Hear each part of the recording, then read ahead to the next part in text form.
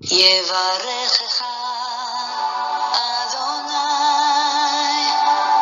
וישמרך.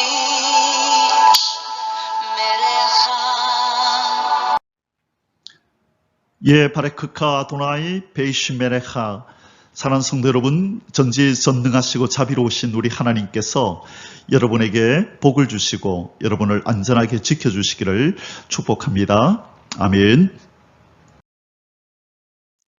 할렐루야. 생명의 창조주시오 생명을 또 유지하시는 우리 하나님께서 오늘도 우리 코에 새 호흡을 주셨습니다. 오늘 하루를 통하여 생명의 주인이신 하나님 앞에 영광을 돌리며 그리고 그분을 닮아가라고 또 이 어둡고 이 사망과 죄악의 땅에서 우리에게 맡기신 사명을 잘 감당하라고 오늘 하루 또 생명을 주신 줄 믿습니다. 오늘 하루를 통하여서 우리 하나님 앞에 영광 돌리는 삶을 살아갈 수 있기를 주님의 이름으로 축원합니다. 1189 성경 장별 강해 오늘 31번째 시간을 가지겠습니다. 오늘은 창세기 31장 말씀을 함께 공부하겠습니다. 벌써 우리 이 성경 장별 강해 공부를 시작한 지가 31번째 그리고 서론까지 합치면 32번째 시간이 되겠네요. 벌써 달이 바뀌었습니다. 7월 1일부터 시작했었는데요. 이제 8월 1일이 되었습니다.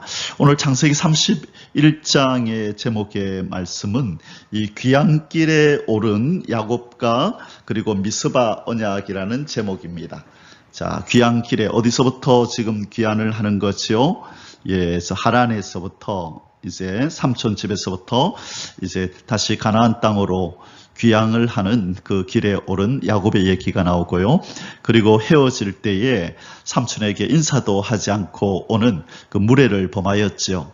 야곱의 입장에서는 나름대로 이유가 있었겠지만 그러나 20년 동안을 함께 지내던 이 삼촌하고 헤어질 때에 너무 미숙하게 그렇게 헤어지는 장면이 나옵니다.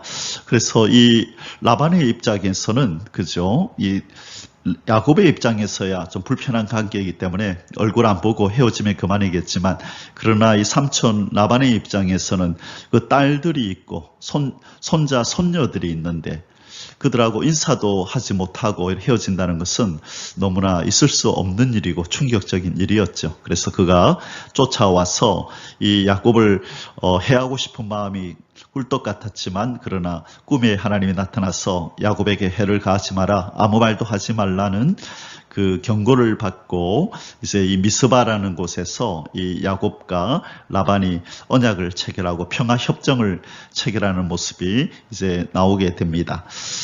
자, 그래요. 그래서 오늘은 그러면 31장을 통해서 이제 하나님께서 우리에게 주시는 메시지가 무엇인지를 하나하나 살펴보기를 원합니다.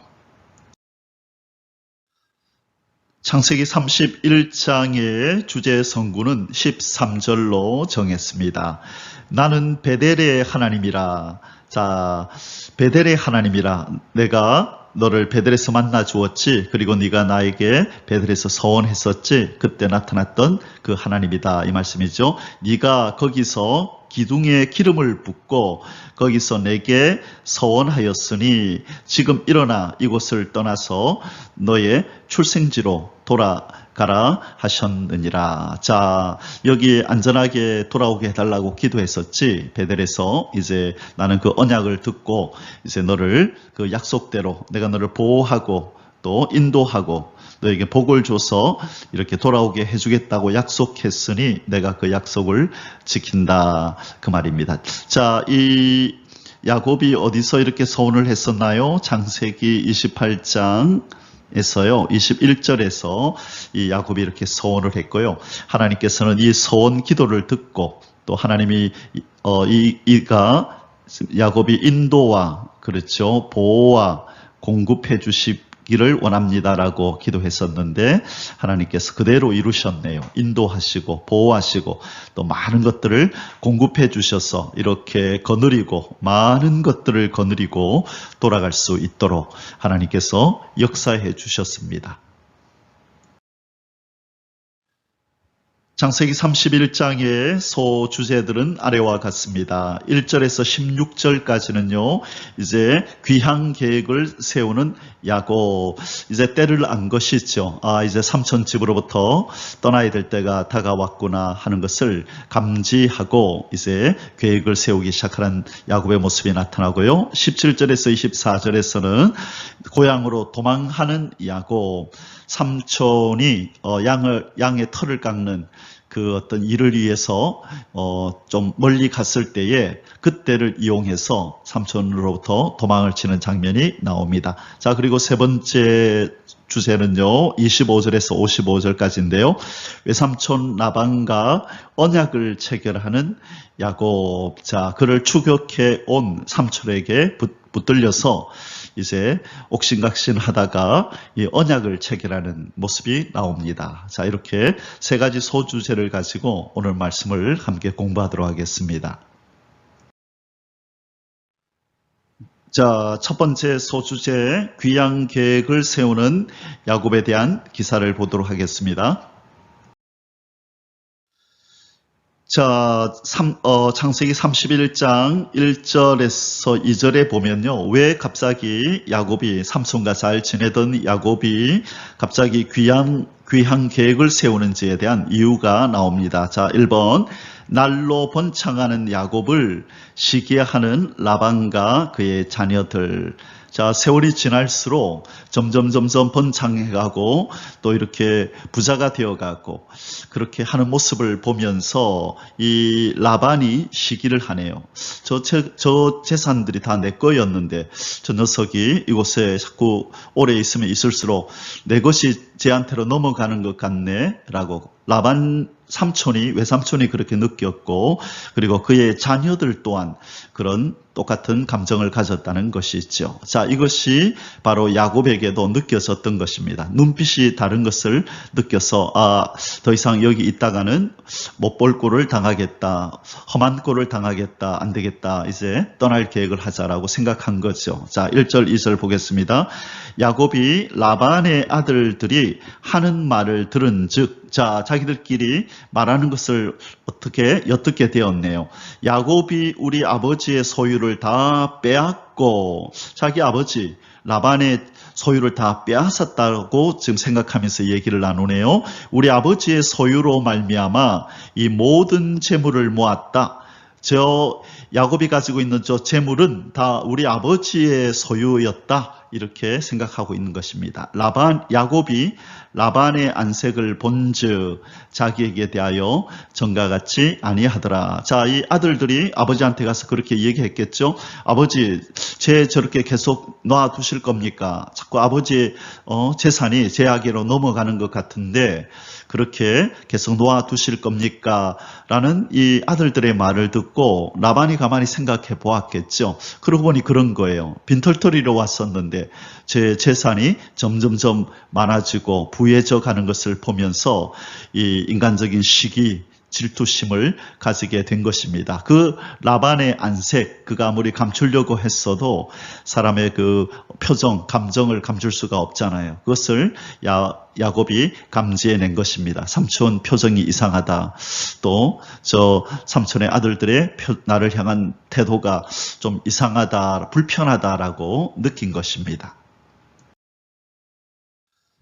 자, 실은 이 야곱이 가지고 모았던 이 재물들은 그죠? 그냥 삼촌한테서 도둑질을 한 것이 아니고 그가 열심히 일한 대가, 그리고 하나님이 복을 주신 대가로 그가 점점점 재산이 많아지고 있는데 이 라반과 그의 아들들은 다르게 오해를 한 것이죠. 자, 그래서 이 재물 때문에 좋은 인간관계, 이 인척관계까지도 악한 상태가 되어지는 그런 일이 벌어지게 된 것입니다.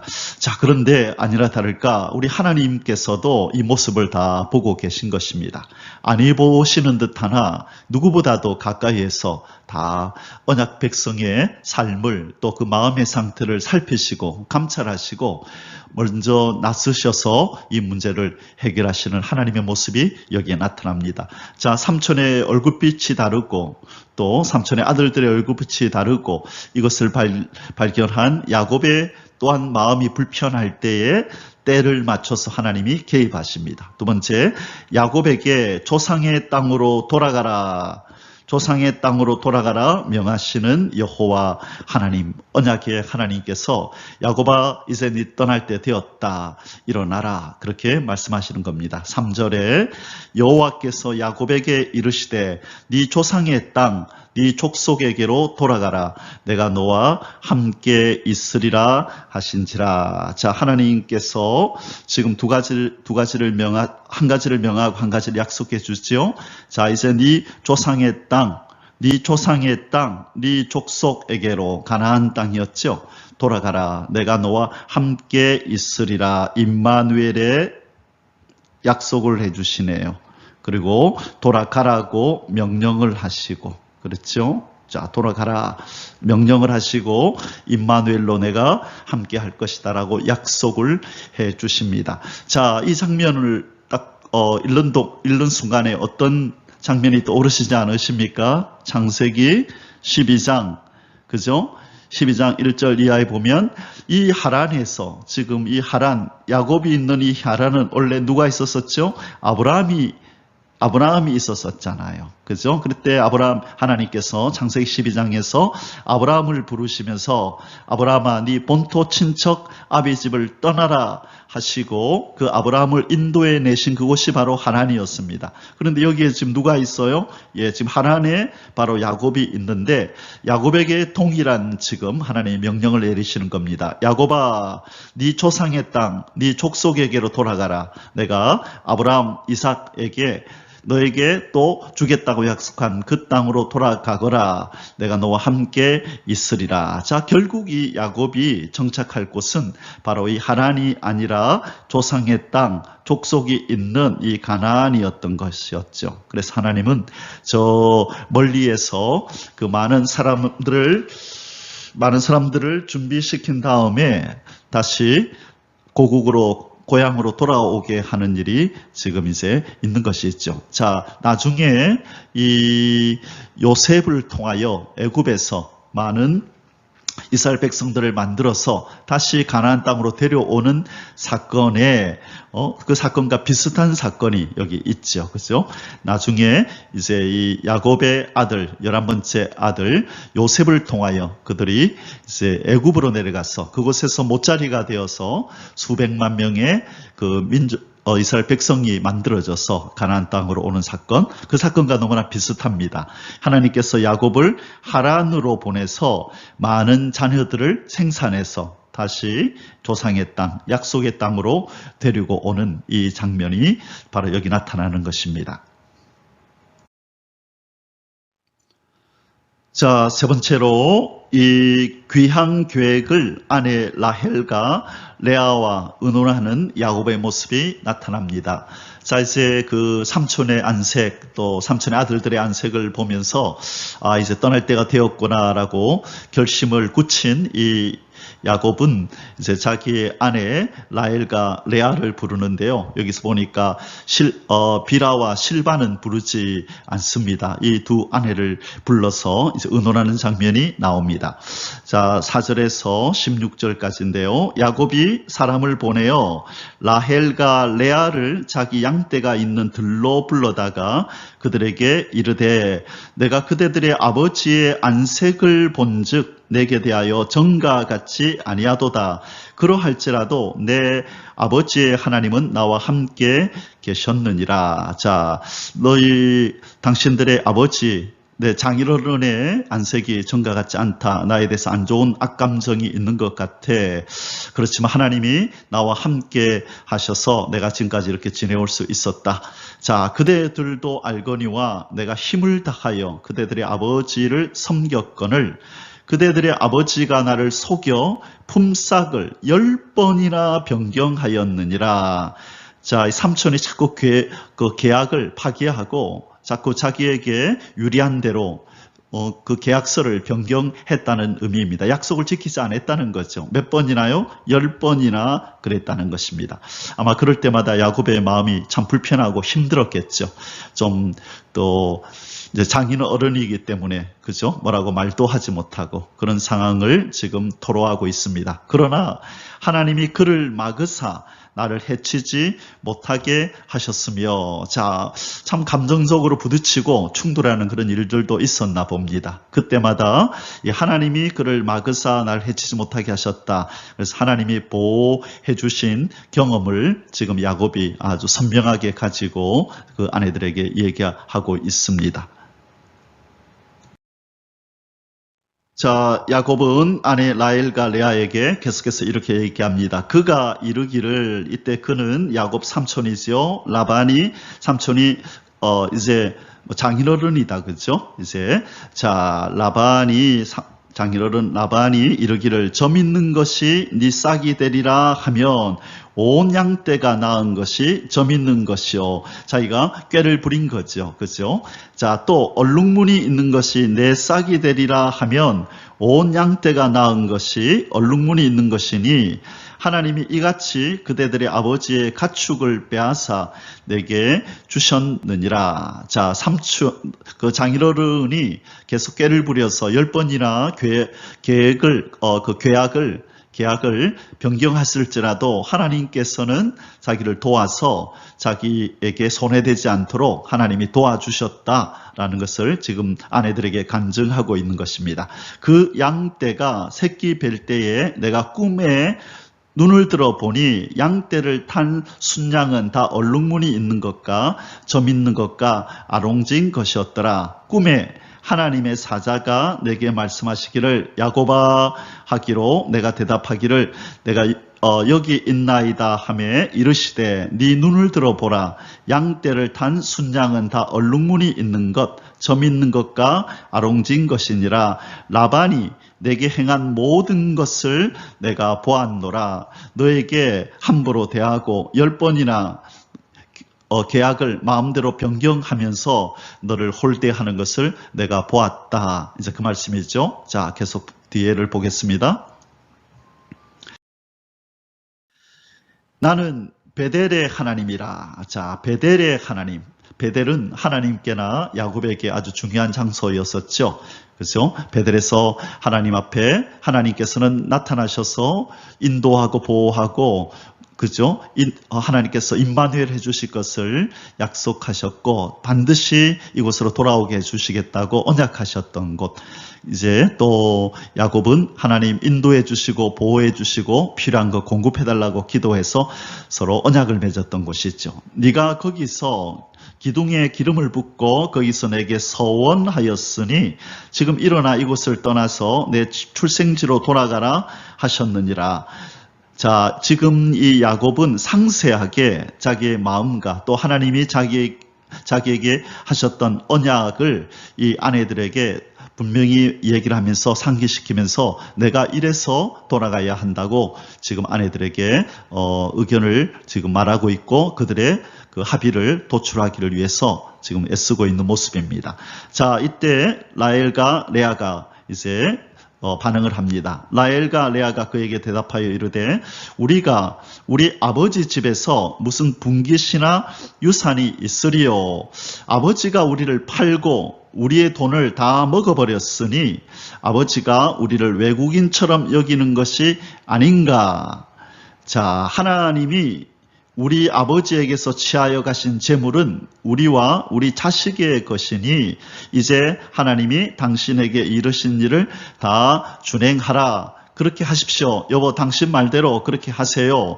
가만히 생각해 보니까 참 우리 아버지 마음에 안 듭니다. 우리를 이용해서 당신에게 일을 시키고 그 14년 동안이나 그 품삯을 우리를 팔아가지고 그렇게 자기는 그 아버지가 그죠? 그렇게 돈을 챙겨서 다 먹어버렸대요.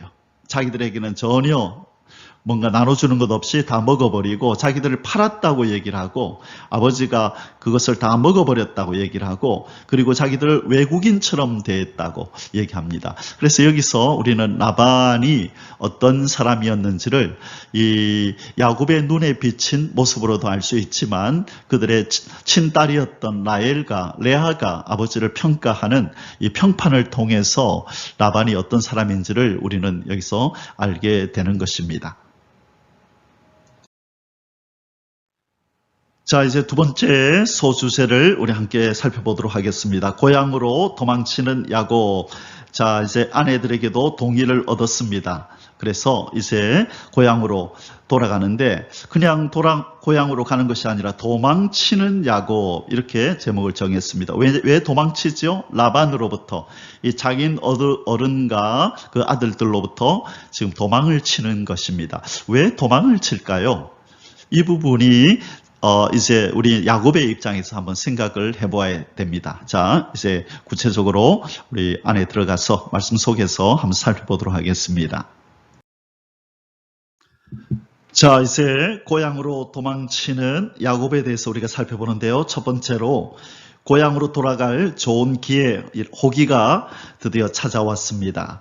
그동안의 삼촌과 또 삼촌의 아들들의 눈치를 보면서 지내던 이 야곱은 호시탐탐 언제 돌아갈까라고 생각하고 있었는데 마침 이제 좋은 기회가 찾아온 것입니다. 자, 무슨 기회가 찾아왔는지 우리 17절에서 19절까지 보겠습니다. 야곱이 일어나 자식들과 아내들을 낙타들에게 태우고 그 모은 바 모든 가축과 모든 소유물 곧 그가 밧담 아람에서 모은 가축을 이끌고 가나안 땅에 있는 그의 아버지 이삭에게로 가려 할새 그때에 라반이 양털을 깎으러 갔으므로 라헬은 그의 아버지의 드라빔을 도둑질하고. 자, 지금이 삼촌이 어디를 갔다고 얘기를 하죠? 양털 깎으러 갔대요. 이 목축을 하는 사람들에게 있어서 어떤 면에서 가장 큰 행사는 그동안에 길렀던 이 양의 털을 벗기는 이 일입니다. 양털을 깎으러 간다는 것은 아주 좋은 일이고 들뜬 일이고 또 아마 어느 지역을 정해서 지금 거주하고 있던 곳에서 약간 떨어진 곳으로 가서 아마 양털을 깎았던 모양입니다. 그때에 자 바로 이때다라고 생각한 바로 이 기회, 하나님께서 주신 기회라고 생각한 이 야곱은 바로 이때를 노리고 이제 도망을 치는 것입니다. 그런데 오늘 보니까 이 라헬, 야곱이 사랑했던 이 아내 라헬은 아버지의 드라빔을 도둑질했다. 자, 이 부분이 참 의아하지요. 이 드라빔이 뭐길래 라헬은 이 아버지에게서 드라빔을 도둑질했을까? 자, 이 드라빔이 뭔지를 우리가 먼저 좀 알아야 되겠습니다. 자, 보시는 바와 같이 이렇게 조그마한 이 새긴 형상, 이 깎은 형상을 이것을 드라빔이라고 합니다. 자, 이렇게 생겼는데요. 이 드라빔은 어떤 용도로 사용했는가? 우리 한번 보겠습니다. 자, 이 드라빔이라고 하는 것은요, 이 히브리어로 테라핌이라고 하는데요. 이 문자적인 뜻은 바로 수호신을 의미합니다. 그래서 가정에 이런 것을 하나씩 두었다는 것은 이것이 바로 우리 집을 지키는 신이다라는 의미를 갖는 것입니다. 자, 그런데요, 이 드라빔은 족장의 건의와 재산의 상속권을 보증하는 표시로 사용이 되었다라고 그렇게 알려져 오고 있습니다. 그래서 이 라헬이 아버지의 드라빔을 훔쳤다고 하는 것은 바로 이제 자기 남편 야곱에게 이 어떤 건의와 그리고 재산의 상속권이 있음을 보증하는 표시로 이것을 훔쳐왔다라고 이렇게 보는 것입니다. 자, 계속 볼까요? 어떤 용도로 쓰였는지. 한편으로는 이 점수를 위해서 그렇게 사용된 도구였다는 것입니다. 에스겔 선지자는 바벨론 왕이 드라빔을 사용하여 점을 쳤다고 말한 바가 있습니다. 그래서 신탁 행위와 관련된 가정 수호신으로 사람 형상, 주로 나무나 은으로 된 작은 입상을 닮은 일종의 우상으로 간주되었습니다. 그래서 첫 번째 이 드라빔의 의미는 이 건의와 상속권을 의미하고, 두 번째는 이것을 가지고 점을 치는데 사용한다는 것입니다. 자, 첫째 상속권을 의미하고 두 번째 점을 칠 때 사용하는 것이다. 그렇게 얘기를 합니다. 자, 드라빔이란 신으로부터 미래에 대한 온갖 종류의 계시를 받는데 널리 쓰이던 조그만 조각상으로 가문의 신앙의 중요한 역할을 담당하였다. 자, 하란은 우상들이 많았던 곳이고, 그래서 하나님께서 그 하란에서부터 아브라함을 떠나라 그렇게 말씀했죠.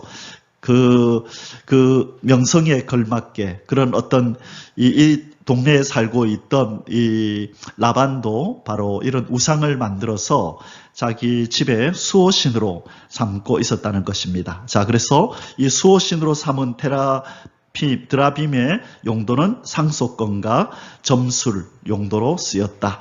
그래서 이 집안에서 사용하는 우상은 개인의 집이나 땅에 대한 법적 권리를 상징하였다. 그래서 이 드라빔을 가지고 있으면 바로 그 땅에 대한 권리를 가지고 있는 것이다 라고 여겨졌다는 거죠. 이게 바로 상속권이죠. 그래서 이 드라빔을 잃어버린 라반이 이렇게 이 열을 내면서 이것을 찾으려고, 이게 누가 훔쳐갔다라고 분명히 확신했기 때문에 이렇게 난리법석을 피우고 있는 것입니다. 자, 드라빔을 소유한 사람은 그것들의 소유권을 주장할 수가 있었다. 따라서 라헬이 라반의 우상을 훔친 것은 우상 숭배를 위해서가 아니라 나중에 라반의 소유권을 그렇게 주장할 수 있으리라는 그 기대에서 비록되었을 것이라고 생각하는 것입니다. 나중에 혹시 이 자기 아버지 라반에게 상속권을 주장할 일이 생길 때에 이 드라빔을 들이밀겠다라는 그런 속셈으로 이 드라빔을 훔쳐왔을 것이라는 거지요. 자, 그래서 먼저 이것을 우상 숭배를 위한 것이 아니라 상속권을, 바로 땅에 대한 법적 권리, 이 상속권을 주장하기 위해서 그랬을 가능성이 많다라는 것입니다. 그것이 무엇이라고요? 그것이 바로 드라빔이라는 것입니다. 자, 두 번째로 외삼촌에게 작별 인사도 없이 도망치는 야곱의 가족들. 자, 이것이 야곱이 남겼던 이 허물진 과거라고 생각합니다. 이 야곱은 자기 입장에서는 이것이 최선이라고 생각했는지 모르지만 인간적인 기본적인 상식으로 봤을 때 이것은 예의가 아니죠. 아무리 거꾸로 온 사이라, 그런 어떤 서로 사이라 할지라도 건 20년을 그죠? 20년을 함께 살고 또 이 외삼촌의 그 딸 라헬과 레아를 통하여 또 그의 몸종들을 통하여 이렇게 많은 자녀들도 얻었고 또 미우나 고우나 삼촌으로 인하여서 재산도 많이, 이 동물들도 많이 거느리게 되었으면 적어도 인사는 하고 떠나야 되는데 아마 인사를 해도 보내주지 않을 것이라고 생각했는지 아니면 자기의 재산을 뺐을 것이라고 생각했는지 그 마음은 다 모르지만 어쨌든 그냥 얼굴 보지 않고 떠나는 것이 상책이라고, 도망치는 것이 상책이라고 생각한 것 같습니다. 자, 20절 보겠습니다. 야곱은 그 거취를 아람 사람 라반에게 말하지 아니하고 가만히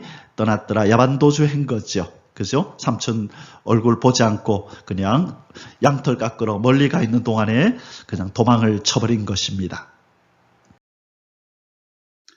자, 그 다음에 나오는 기사는요, 야곱의 도망 사실을 알고 추격하는 라반과 그의 형제들. 자, 라반과 그의 형제들.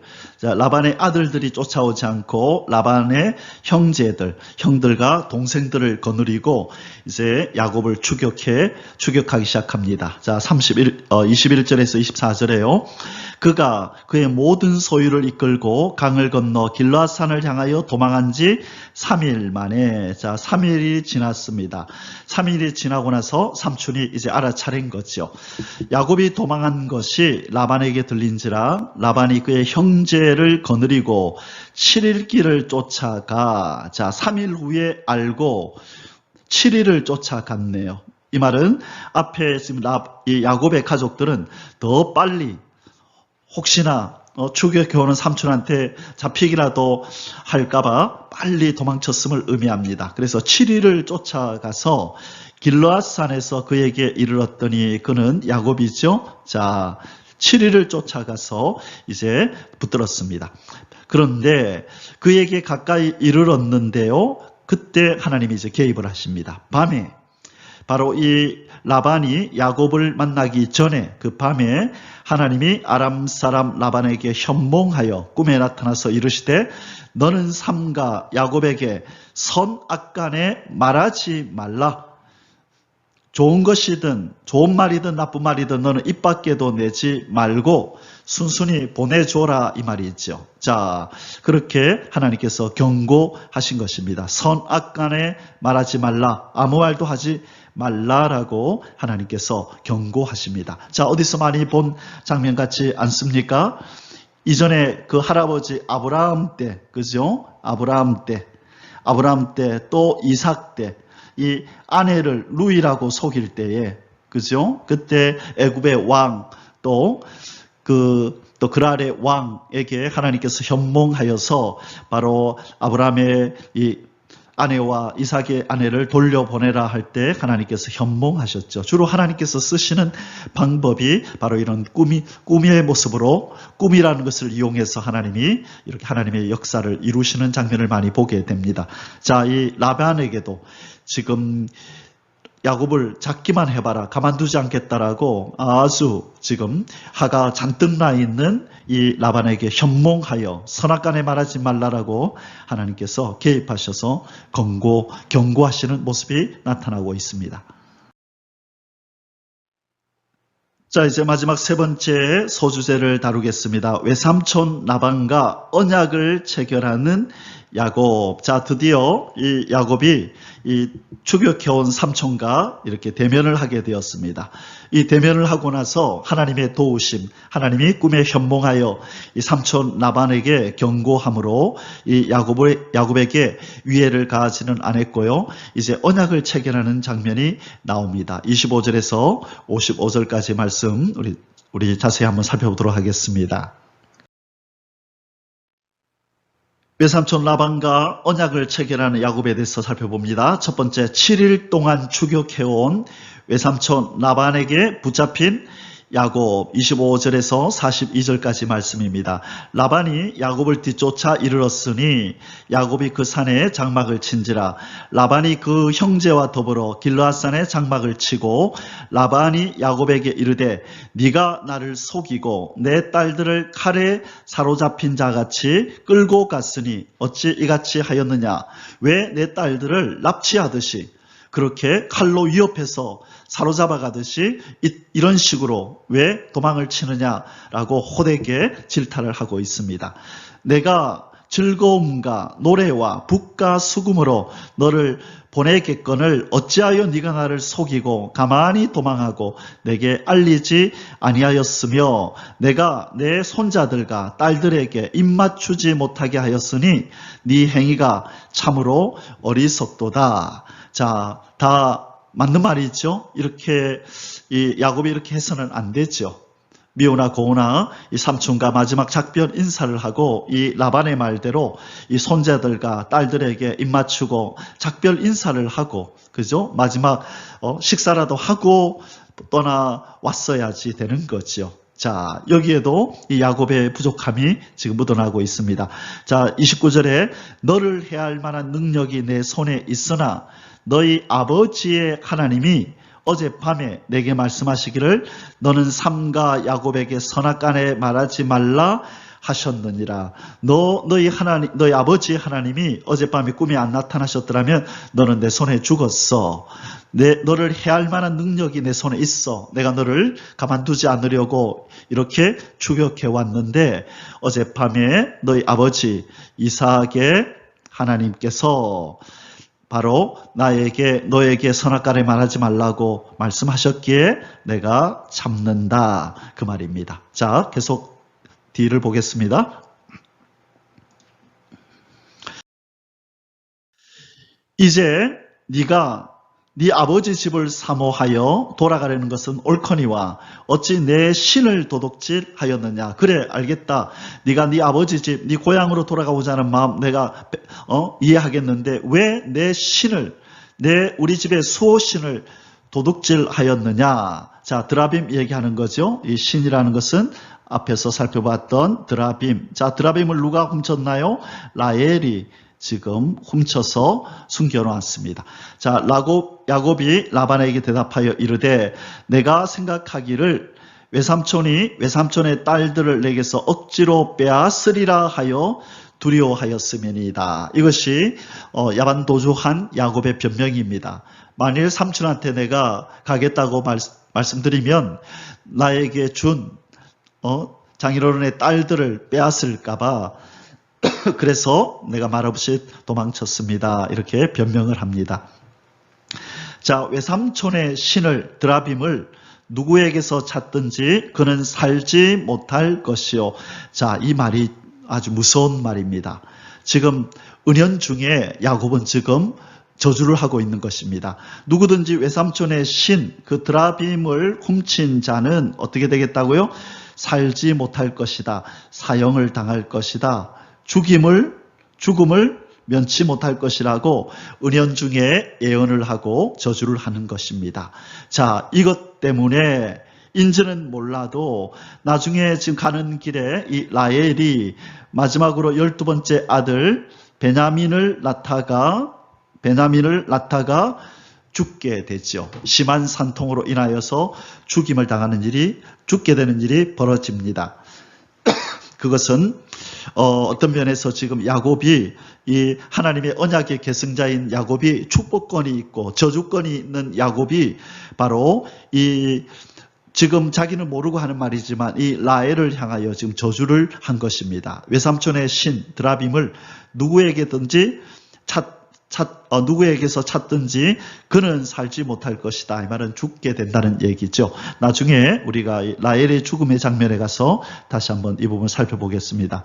우리 형제들 앞에서 무엇이든지 외삼촌의 것이 발견되거든 외삼촌에게로 가져가소서 하니 야곱은 라헬이 그것을 도둑질한 줄을 알지 못함이러라. 라반이 야곱의 장막에 들어가고 레아의 장막에 들어가고 두 여종의 장막에 들어갔으나 찾지 못하고 레아의 장막에서 나와 마지막으로 라헬의 장막에 들어가매 자 이제 들킬 줄 모르는 들킬 수도 있는 이제 위기천만한 시간이 찾아왔습니다. 라헬이 지금 이걸 소유하고 있잖아요. 그래서 라헬은 급히 이것을 숨깁니다. 자, 계속 보겠습니다. 라헬이 그 드라빔을 가져 낙타 안장 아래에 넣고 그 위에 앉은지라. 라반이 장막에서 찾다가 찾아내지 못하매 자 장막에서 찾아내지 못하니까 이제 밖으로 나와서 라헬이 타고 있는 이 낙타에게로 다가오는 겁니다. 라헬한테 물어보려고 하겠죠. 자, 이 드라빔을 이 라헬은 자기가 타고 있는 낙타의 안장 밑에다 넣고 그 위에 걸터 앉은 것입니다. 자, 계속 뒤를 보겠습니다. 35절 라헬이 그의 아버지에게 이르되 마침 생리가 있어 일어나서 영접할 수 없사오니 내 주는 노하지 마옵소서. 거짓말을 합니다. 아버지, 제가 생리가 터져서 일어날 수가 없습니다. 이해해 주십시오. 라고 거짓말을 합니다. 라반이 그 드라빔을 두루 찾다가 찾아내지 못한지라 야곱이 노하여 라반을 책망할세. 야곱이 라반에게 대답하여 이르되 내 허물이 무엇이니까 무슨 죄가 있기에 외삼촌께서 내 뒤를 급히 추격하나이까. 자, 이제 의기양양해졌습니다. 보세요, 없잖아요. 드라빔이 어디 있어요? 왜 죄 없는 사람을 이렇게 추격해와서 이렇게 위협합니까? 라고 상황을 급반전시킵니다. 지금 삼촌이 화가 난 것은 이 드라빔 때문이기도 하지만 뭐 때문이죠? 지금 야곱이 예의도 없이 인사도 하지 않고 도망을 친 것, 이것이 가장 먼저 우선적인 이 삼촌을 화나게 한 것이고, 그리고 두 번째가 드라빔 문제였죠. 그런데 이 야곱은 삼촌이 찾는 드라빔이 없는 것을 알고 의기양양해져서 이 첫 번째 자기가 예의 없이 행동한 것에 대해서는 깡그리 잊어버리고 드라빔이 없잖아요. 보세요. 왜 도둑으로 뭡니까? 하면서 삼촌에게 오히려 지금 이렇게 덤벼들고 있습니다. 자, 37절 외삼촌께서 내 물건을 다 뒤져보셨으니 외삼촌의 집안 물건 중에서 무엇을 찾아내었나이까? 여기 내 형제와 외삼촌의 형제 앞에 그것을 두고 우리 둘 사이에 판단하게 하소서. 내가 20년을, 자, 몇 년요? 20년을 외삼촌과 함께 하였거니와 외삼촌의 암양들이나 암염소들이나 낙태하지 아니하였고, 자, 목양을 잘 해줬다는 거죠. 낙태하는 일이 없었다는 것입니다. 또 외삼촌의 양떼의 순양을 내가 먹지 아니하였으며, 자, 순양을 그냥 식용으로 잡아먹는 일, 그런 일, 대가도 지불하지 않고 먹는 일도 내가 하지 않았으며, 자, 계속 보겠습니다. 39절, 물려 찢긴 것은 내가 외삼촌에게로 가져가지 아니하고, 자, 누구에게, 짐승들에게 공격을 받아서 물려 찢긴 것은 삼촌에게 가져가지 아니하고 자기가 메꿨다는 거죠. 보상했다는 것입니다. 낮에 도둑을 맞았든지 밤에 도둑을 맞았든지 외삼촌이 그것을 내 손에서 찾았으므로 내가 스스로 그것을 보충하였으며, 자, 어쩔 수 없이 도둑 맞은 것도 자기가 책임을 지고 보충하였다는 것입니다. 내가 이와 같이 낮에는 더위와 밤에는 추위를 무릅쓰고 눈 붙일 겨를도 없이 지냈나이다. 충성스럽게 성실하게 일했다는 것을 이렇게 항변하고 있습니다. 내가 외삼촌의 집에 있는 이 20년 동안 외삼촌의 두 딸을 위하여 14년, 외삼촌의 양떼를 위하여 6년을 외삼촌에게 봉사하였거니와 외삼촌께서 내 품삯을 10번이나 바꾸셨으며, 자, 아내 2명이니까 7년, 7년, 14년, 그리고 다시 이제 고용 계약을 맺어서 동물들 돌보기로 하고 6년을 더 일해줬네요. 그런데 그 품삯을, 계약을 10번이나 임의로 이 삼촌 라반이 그렇게 바꿨다는 것입니다. 우리 아버지의 하나님, 우리 아브라함의 하나님, 우리 아버지와 우리 할아버지의 하나님, 자, 우리 아버지의 하나님, 아브라함의 하나님, 곧 이삭이 경외하는 이가 나와 함께 계시지 아니하였더라면 외삼촌께서 이스라엘을 빈손으로 돌려보내셨으이다마는 하나님이 내 고난과 내 손의 수고를 보시고 어젯밤에 외삼촌을 책망하셨나이다. 가만히 보니 삼촌은 만일 어제 하나님이 나타나서 경고하지 않으셨으면 나한테 정말로 더하게 악하게 그렇게 대했었을 텐데 하나님이 나를 생각하시사 외삼촌을 책망하셨습니다 라고 얘기하고 있습니다. 자, 계속해서 뒷부분을 보겠습니다. 자, 이제 두 번째, 외삼촌 라반과 언약을 체결하는 야곱의 모습이 나옵니다. 자, 이 조카로부터, 야곱으로부터 이 질책을 받은 이 라반은 할 말이 없어서 빨리 이제 이 대화를, 주제를 바꿔버립니다. 이제 언약을 맺자라고 갑자기 제의를 하는 장면이 나옵니다. 43절에서 55절. 라반이 야곱에게 대답하여 이르되 딸들은 내 딸이요 자식들은 내 자식이요 양떼는 내 양떼요 네가 보는 것은 다 내 것이라. 내가 오늘 내 딸들과 그들이 낳은 자식들에게 무엇을 하겠느냐. 자, 이상한 말을 합니다. 그죠? 지금 이것이 악한 라반의 마음인 거예요. 왜 이 딸들이 자기 딸이고 자식들이 이 손자 손녀가 왜 자기 것이죠? 아니죠. 이제 야곱의 것이지요. 야곱의 소유인데, 근데 이 악한 라반은 이렇게 말을 하는 겁니다. 양떼도 자기 것이라고 얘기를 합니다. 자, 그러면서 이런 말을 합니다. 이제 오라. 나와 내가 언약을 맺고 그것으로 너와 나 사이에 증거를 삼을 것이니라. 이에 야곱이 돌을 가져다가 기둥으로 세우고, 자, 지난번에 베델에서도 그죠? 하나님 앞에 언약할 때 돌을 세우고 언약했듯이 야곱이 먼저 돌을 가져와서 기둥으로 세웠네요.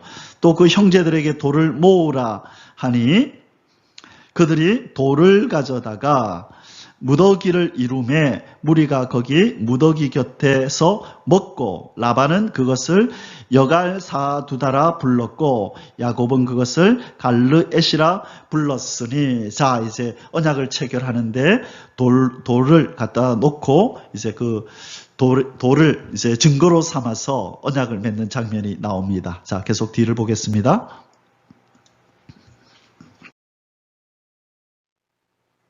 48절 라반의 말에 오늘 이 무더기가 너와 나 사이에 증거가 된다 하였으므로 그 이름을 갈르엘이라 불렀으며 또 미스바라 하였으니, 자, 우리에게 익숙한 지명이 나오네요. 미스바라 하였으니 이는 그의 말에 우리가 서로 떠나 있을 때에 여호와께서 나와 너 사이를 살피시옵소서 함이라. 자, 이 미스바의 뜻이 뭐라고요? 살피다. 미스바라고 하는 것은 감찰하다, 살피다 라는 뜻입니다. 자, 감찰하다, 살피다, 파수를 서다, 파수를 서다 이런 뜻이에요. 자, 감찰하다, 살피다, 파수를 서다. 자, 그 다음에요. 50절에 만일 네가 내 딸을 박대하거나 내 딸들 외에 다른 아내들을 맞이하면 우리와 함께 할 사람은 없어도 보라, 하나님이 나와 너 사이의 증인이 되시느니라 함이었더라. 자, 지금 언약 내용이 뭐죠? 내 딸을 박대하지 마라. 그리고 내 딸들 외에 다른 아내들을 맞이하지 마라. 내가 이제 너와 헤어져서 다시는 못 볼 수 있을지 몰라도 너와 나 사이에 하나님이 지켜보신다. 살펴보신다. 하나님이 감찰하시고 살피고 파수하실 것이다. 그러니 너는 오늘 이 언약을 기억하고 내 딸들을 박대하거나 딸들 외에 다른 아내들을 맞이하면 안 된다. 동의하느냐라고 지금 이 언약 체결을 제의하고 있는 것입니다. 라반이 또 야곱에게 이르되 내가 나와 너 사이에 둔 이 무더기를 보라. 또 이 기둥을 보라. 자, 계속 보겠습니다. 이 무더기가 증거가 되고 이 기둥이 증거가 되리니 내가 이 무더기를 넘어 너에게로 가서 해하지 아니할 것이요 네가 이 무더기 이 기둥을 넘어 내게로 와서 해하지 아니할 것이라. 자, 두 번째 이제 언약의 내용이네요. 첫 번째 뭐라 그랬죠? 이 딸들 외에 그죠? 다른 여자와 결혼하면 안 된다. 그리고 딸을 뭐 하지 말라? 박대하지 말라. 박대하지 말고 딸들 외에 다른 여자들과 결혼하지 말고, 그 다음에 두 번째가 이 경계를 넘어와서 우리를 해하지 말라. 그죠? 해하지 말라. 나도 이 경계를 넘어가지 않겠다. 자, 이것이 바로 삼촌 라반과 야곱이 체결한 언약의 내용입니다. 첫째가 뭐라고요? 내 딸들을 박해하지 말고 딸들 외에 다른 여자들과 결혼하지 말라. 자, 그 다음에 두 번째가 이 경계선을 넘어서 우리에게로 와서 우리를 해하지 말라. 나도 이 경계선을 넘어가지 않겠다라고 이 언약에 동의하라고 얘기하는 겁니다. 자, 그 다음에 9절 다시 이어서 보겠습니다. 아브라함의 하나님, 나홀의 하나님, 그들의 조상의 하나님은 우리 사이에 판단하옵소서 하매. 자, 지금 라반의 말이 끝났네요. 야곱이 그의 아버지 이삭이 경외하는 일을 가리켜 맹세하고, 하나님이죠. 야곱이 또 산에서 제사를 드리고 형제들을 불러 떡을 먹이니 그들이 떡을 먹고 산에서 밤을 지내고 라반이 아침에 일찍이 일어나 손자들과 딸들에게 입맞추며 그들에게 축복하고 떠나 고향으로 돌아갔더라. 자, 이제 드디어 이 야곱의 이 하란에서의 생활이 끝이 났습니다. 그죠? 하란에서의 생활이 끝이 나고 드디어 지긋지긋했던 이 삼촌 라반과의 이제 관계 청산도 다 되어졌고요. 이제 선하게 다 마무리가 되었네요. 그래서 하나님께서 야곱아, 이 하란에서의 훈련이 이제 끝났다.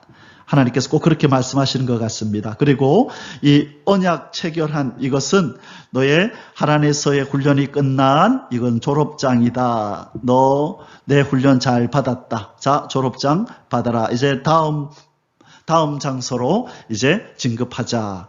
이렇게 말씀하고 있는 것 같습니다. 자, 창세기 31장에 우리 결론의 말씀을 맺으면서 다시 한번 하나님께서 우리에게 이 창세기 31장을 통하여 우리에게 주시고자 하는 메시지를 한 두 가지 살펴보겠습니다. 첫 번째로 자기 백성을 향한 교육열이 강한 여호와 하나님. 자, 하나님께서는 자기 백성을 그냥 내버려 두지 않는다는 거죠. 그 모습 그대로 내버려 두지 않고 반드시 뭘 하신다? 훈련하신다. 하나님 훈련하시고 성숙시키신다. 그래서 성숙을 향한 이 교육열이 아주 강하죠. 누구의 형상을 본받고 바로 여호와 하나님의 성품과 그 형상을 본받게 하려고 이 바로 자기 백성이 여호와 하나님의 수준에 이르도록 훈련을 하시는 아주 강한 교육열이 있다는 것을 우리 기억해야 한다는 것이에요. 그래서 하나님 냅두세요. 나 이대로 살다가 그냥 가게 해요. 절대로 통하지 않는다는 것입니다. 하나님은 우리가 하나님 품에 안기는 그날까지 끊임없이 우리를 교육하고 훈련해서 성숙시켜서 아버지 하나님 여호와 하나님의 그 거룩함에 그 온전함에 이르도록 우리를 키워가실 것이라는 겁니다. 야곱을 밧단 아람 훈련 학교에서 졸업을 시키셨습니다. 이제야 됐다라고 하나님이 그 정하신 그 기준에 이르러야 졸업을 하게 되는 것입니다. 자, 그래서 창세기 31장 3절에서 하나님이 이렇게 말씀하셨죠. 여호와께서 야곱에게 이르시되 내 조상의 땅 내 족속에게로 돌아가라. 내가 너와 함께 있으리라. 자, 하나님이 정하십니다. 졸업하는 날은요. 인간이 정하는 것이 아니죠. 만일 야곱이 삼촌을 피해서 도망가기를 원했다 할지라도 하나님이 아직 때가 아니야 라고 여기셨더라면 야곱아 멈춰라 좀 더 있어 라고 말씀하셨을 텐데 하나님 보시기에도 이제 이 정도면 충분하다라고 여기신 것 같습니다. 이 하란에서의 20년의 세월은 이 야곱에게는 고달프고 힘들고 또 속임을 당하고 눈물 나고 하는 일들이 많았겠지만 그러나 그 20년의 세월을 통하여 하나님께서는 알게 모르게 야곱에게 영육간에 귀한 것들로 훈련하시고 양육하셔서 지금 키우셨던 것을 우리는 보게 됩니다. 바로 하나님은 우리를 향하여서도 이 강한 이 교육열로 우리를 성숙시켜 가실 것을 믿습니다. 아멘. 자, 두 번째는요. 아브라함, 이삭의 삶 속에서도 우리가 보았듯이 여호와 하나님은 반드시 언약을 지키신다는 것입니다. 무슨 뜻입니까? 야곱을 보호하기 위해서 라반의 꿈에 현몽하셔서 경고하십니다. 하나님은 아니 보는 것 같으나 야곱과 라반의 이 신경전 또 이들의 삶, 이들의 마음의 생각 묵상까지도 다 읽어내시고 어떻게 하나님께서 행하셔야 할지를 아시면서 옆에서 개입하시고 도와주시고 보호하시고 인도하시는 것을 우리는 보게 됩니다. 자, 뭐라고 하나님이 약속하셨고 지금 성취하셨나요? 창세기 28장 15절에서 이 베델에서 이렇게 하나님은 약속하셨어요. 내가 너와 함께 있어서 네가 어디로 가든지 너를 지키며 너를 이끌어 이 땅으로 돌아오게 할지라.